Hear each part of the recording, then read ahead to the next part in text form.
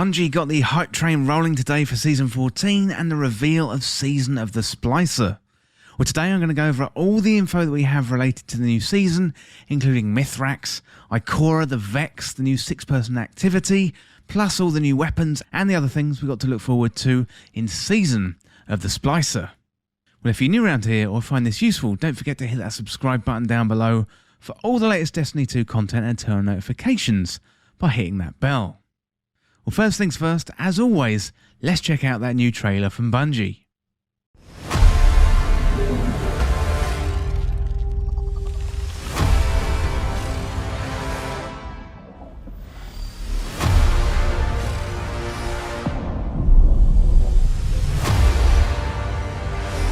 This morning, for the first time in humanity's long and storied history, the sun did not rise.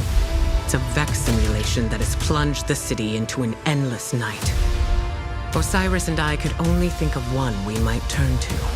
Mithrax. He claims to be among the last sacred splicers, those with the power to commune with machines. Find him, Guardian, before the Vex do.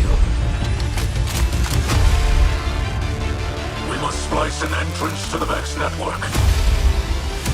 I can guide you, but I cannot follow.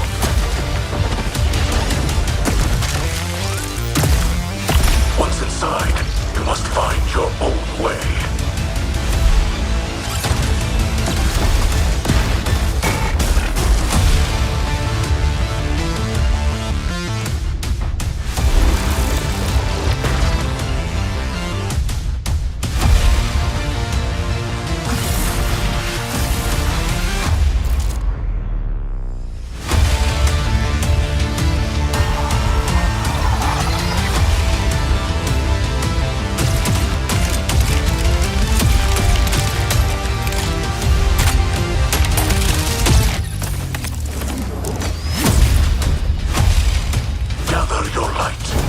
And prepare for battle.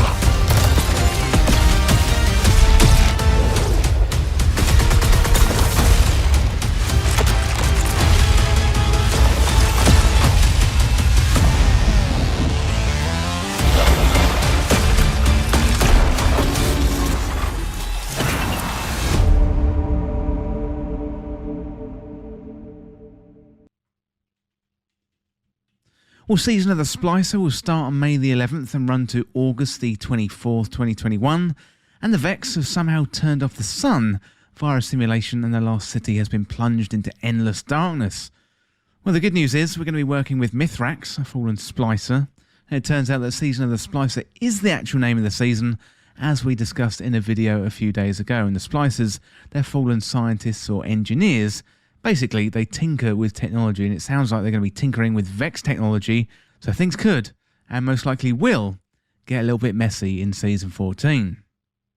Well, Mithrax, he's the Kell related to the House of Light, and he leads a small group of Elixni who want to be closer to the Traveller, so long-time Destiny fans have been keen to know more about Mithrax for some time, and now seems like the perfect time. So one thing that is missing from the prediction we talked about the other day, and that is any sign of Seaver. So these are the deadly nanobots tied up with the Splicers last time round in the Rise of Iron expansion in Year 3 of Destiny 2. But to be honest, it didn't really make any sense for them to come back now, especially given the Vex focus of the season with the Vault of Glass coming back.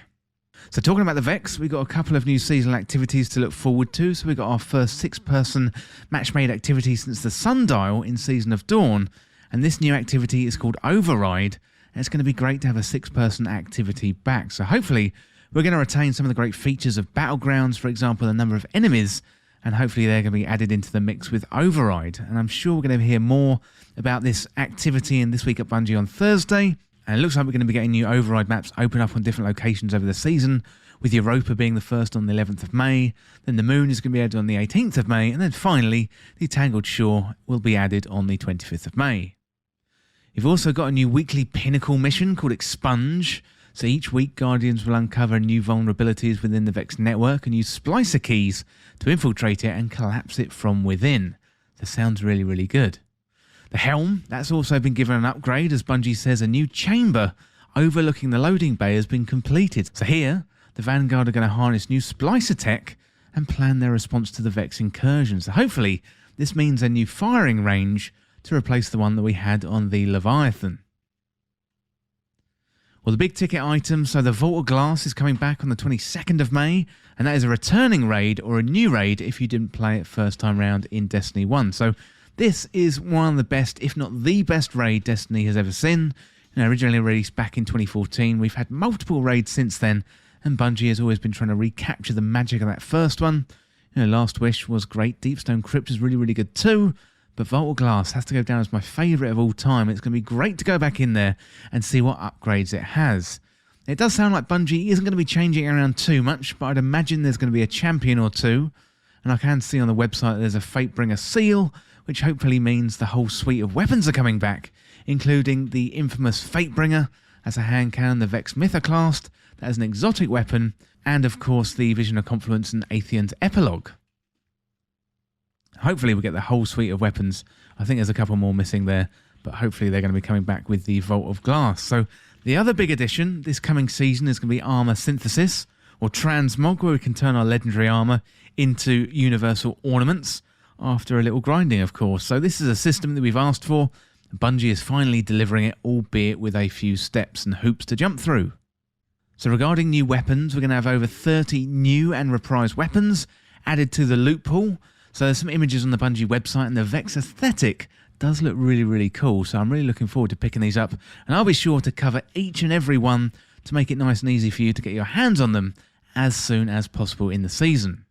So there are some new exotic armor pieces too, including the Star Eater's scales for the Hunters, and that allows Hunters to feast on orbs of power and get their super back nice and fast. So Titans have got the Path of the Burning Steps, which converts solar eliminations into increased weapon damage and makes them more difficult to lock down with stasis. Finally, Warlocks have the Boots of the Assembler, so it condenses a Warlock healing rift or empowering energy into projectiles that seek out their allies to bless them with noble benefits. So basically, it's like Lumina as boots. On the Season Pass, we've got a new exotic stasis sidearm called the Cryosthesia 77K. Not really sure how the PvP community is going to react to that one, considering the overpowered nature of stasis already. Now, we've got the Splicer Gauntlet as well. This is a sacred Splicer tech that can be charged up with ether and used to hack the Vex network to access the Conflux chests and unlock Splicer upgrades. So I'm not really sure what this is yet. I'm sure we'll find out more in this week at Bungie. Plus there's Universal Ornaments too, and the armour does look very, very cool. Well, a roadmap has been published too, and you can find the full thing on Bungie's website. The key dates to look out for are the start of the season on the 11th of May, where we get the first override activity, a new Stasis Aspect quest, and a story mission too. We've got the Vault of Glass coming on the 22nd of May, the weekly Pinnacle mission on the 25th of May, Iron Banner on the 18th of May, 8th of June, 29th of June and the 3rd of August, and we've got the Solstice of Heroes on the 6th of July, and then we've got the Epilogue on the 10th of August. So the Epilogue is quite interesting. It looks like the Traveller may be missing from that image found on the website there, although it might just be my eyes deceiving me. So maybe, finally, the Traveller leaves us, just like it did with the Fallen, but we will see. Now, I do think Bungie might be holding back a few details. So we only have details of one exotic weapon. That's on the Season Pass, unless the other one is going to be the Vex Mithrax from the Vault of Glass raid. That is entirely possible, but normally we do get a secret quest that ends up in an exotic weapon. I'd be surprised if we didn't get one next season. So hopefully that is just a secret that is yet to be discovered.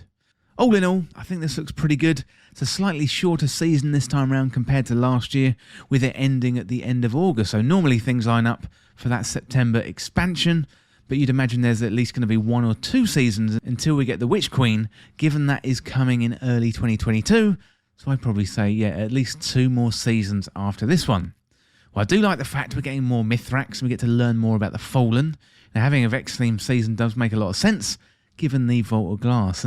But there is no PvP updates mentioned here again, although there's plenty of Iron Banner and Trials of Osiris has been specifically called out on the roadmap. You know, maybe Season 15 will be the time when PvP gets some love, but it really has to be soon, otherwise the PvP crowd are going to lose it completely. You know, Solstice of Heroes is always fun, plus I'm happy about that 6-person matchmade activity. That is always really, really good. Hopefully it's going to be more Menagerie rather than Sundial. I think Sundial was a little bit weak, and the Menagerie did go down as that legendary 6-person matchmade activity.